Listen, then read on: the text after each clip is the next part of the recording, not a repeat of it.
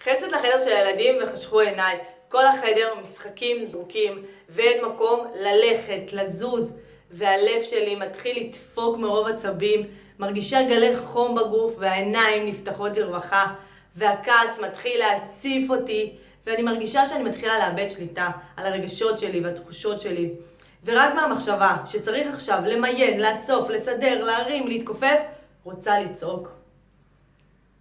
שלום, שמי ליאורה מאיר, מטפלת מאסטר ב-NLP ודמיון מודרך. והיום אני רוצה לתת לכם טיפ איך להתמודד במצבים כאלה. ונחזור לחדר. הילדים מסתכלים עליי ולא מבינים מה קרה לי, למה אני עומדת ככה בכניסה לחדר עם מבט מוזר ולא נהנית כמוהם בתוך הבלגן. מה יש לה? ואנחנו בסך הכל משחקים פה ונהנים. משהו קרה לאמא. וזה הרגע שאני קולטת שזהו, אני חייבת לעשות משהו אחר. לוקחת צעד אחורה, סוגרת את הדלת, שמה את היד על הכתף ולוקחת נשימה עמוקה.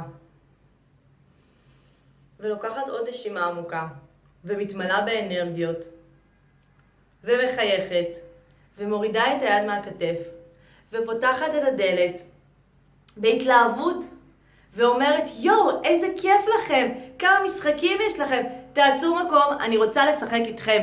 נשב 10 דקות, נשחק ביחד, ואחרי זה נתחיל לסדר ולמיין את כל המשחקים. רגע, אני מדליקה לנו מוזיקה ונתחיל. לפני שידעתי להפעיל את העוגן, הייתי מתעצבנת, כועסת, צועקת והורסת לעצמי את כל היום וגם לילדים. רוצה גם לדעת איך לעשות זאת, מוזמנת ליצור איתי קשר ונבנה את העוגן שמיוחד לך. צלצלי עכשיו ונתראה. ביי!